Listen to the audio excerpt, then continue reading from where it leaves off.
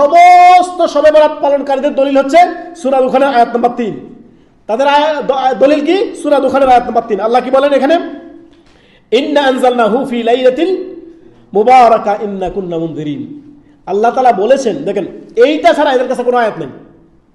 তো এই আয়াতের দলিল আপনি আরো দেখবেন না কোরআনে কি আছে বা হাদিসে আল্লাহ রাসূল সাল্লাল্লাহু আলাইহি ওয়াসাল্লাম কি বলছেন, হাদিসে কি আছে, আয়াত বাকিগুলো দেখতে হবে না? একটা আয়াত আনলে নিজের মতো করে ব্যাখ্যা দিয়ে দিলেন। কোন সালাফ, কোন সাহাবায়ে কেরাম এই আয়াতের ব্যাখ্যা বুঝছেন শবে বরাত? ওখানে ছিলই না। আমরা একটু আগে বলেছি 448 হিজরির পূর্বে কোন শবে বরাত নামে কোনো কিছু পৃথিবীতে ছিল না, এই উম্মতের কেউ জানতো না। প্যালেস্টাইনে এক ব্যক্তি বাইতুল মাকদেসে কোন এক রাতে, মধ্য শাবানের রাতে এসে সে কি করলো, এইভাবে তিনি সালাত আদায় করা শুরু করলেন নিজে নিজে একা একা। তার পিছনে একজন দাঁড়িয়ে গেল, তার পিছনে আরেকজন, এইভাবে করতে করতে বিশাল এক জামাত হয়ে যায়। ওই দিন থেকেই, পরের বছর থেকে তারা সমস্ত মসজিদে জানিয়ে দেয় যে আমরা কি করব, মধ্য শাবানে, শাবান মাসের 15 তারিখ রাতে আমরা কি করব, ঘটা করে শবে বরাত পালন করব। শবে বরাত নিছক পারস্য দেশ থেকে ভাড়া করা একটা বেদাত ইবাদত বন্দেগী, এটা মোটেও সুন্নত নয়। যদি সুন্নত হতো তাহলে রাসূল সাল্লাল্লাহু আলাইহি ওয়াসাল্লাম আমাদেরকে অবশ্যই বলে যেতেন।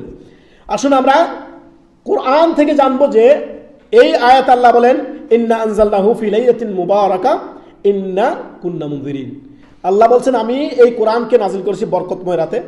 তারপরের আয়াতে বরকতময় রাত কোনটি? আল্লাহ তাআলা স্পষ্ট বলেছেন ইন্না আনজালনাহু ফি লাইলাতিল কদর।